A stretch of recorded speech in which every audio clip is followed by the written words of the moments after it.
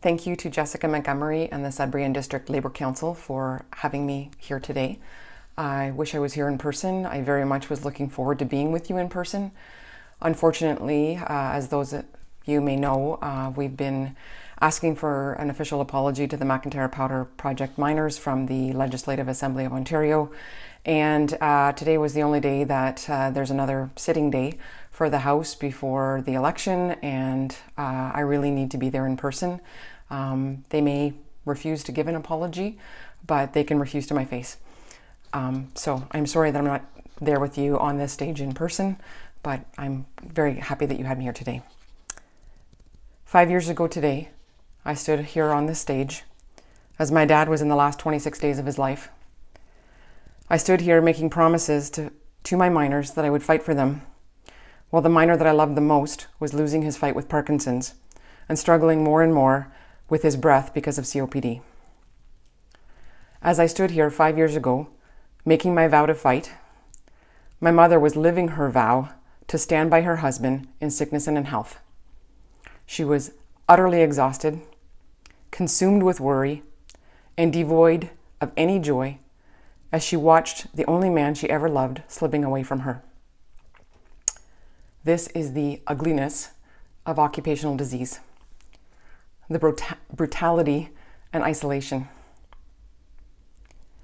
Our family was scrambling for months to give Dad the care that he needed and to give Mom the rest and support that she needed. The only way that I was even able to be here with you 5 years ago is because somebody else from my family took their turn helping Dad. I don't remember who. That whole time in my family's life is a big traumatic blur. And in the end, none of it was enough. We were unable to keep Dad at home, and he died alone in a nursing home on May 24th, 2017. 3 weeks later, the Ontario Workplace Safety and Insurance Board rescinded an occupational disease policy that they had in place for 20 years that had stopped Dad's Parkinson's claim from being granted. For 19 of the 20 years that the policy existed, the WSIB failed to review the scientific evidence that it was supposedly based on. In October of 2020, 3 years after Dad died, the WSIB granted his Parkinson's claim because when they actually looked at the evidence, they found a link between Parkinson's and the McIntyre powder aluminum dust, the inhalation treatments that he was forced to endure in the mines. 3 years after Jim Hobbs died, the WSIB granted him the healthcare benefits that would have kept him at home where he belonged had they been granted while he was alive. My family's story is not unique to anyone whose life has been touched by occupational disease or workplace injury. There are 26 families in Pictou County, Nova Scotia, whose lives were shattered 30 years ago when West Ray killed their men. There are families in this community and across Canada and around the world who are grieving workers killed suddenly on the job, and countless others who die slowly, anonymously, from dust and fumes and chemicals that they were exposed to at work. And every year, we gather here to remember and to rage against this injustice. We share our frustration that nothing seems to change, nothing seems to hold back the tide of fallen workers. We set aside the day of mourning to remember, and I will always remember. But I don't want to just rage. I want to change things. Because here's the thing.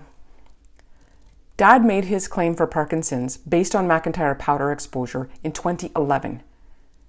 The WSIB did not review the evidence linking McIntyre powder and aluminum until 2016. And they only did it then because the Fifth Estate featured Dad's story and the McIntyre Powder Project story. That evidence should have been reviewed in 2011 when Dad made his claim. When Dad raised the legitimate concern that the aluminum dust that he was forced to inhale every work shift for a year and a half may have been linked to his Parkinson's. But his claim wasn't enough. His concern wasn't enough. His life was not enough.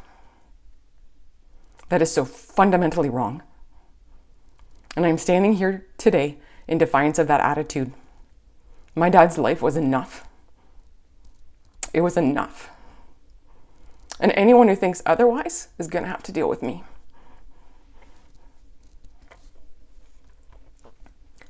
We will never keep workers safe while the attitude exists that a worker's life is not enough. If we are going to keep workers safe, we need to take a hard look at who we are. Because who we are, our values, our beliefs, what we are willing to tolerate, is fundamental to the choices that we make and the actions that we take. And those choices, those actions, are the only thing that will keep workers safe. Pretty words and political platitudes will not keep workers safe. Actions and choices will. And let me be clear on this. Failure to act is a choice. Profits over people is a choice.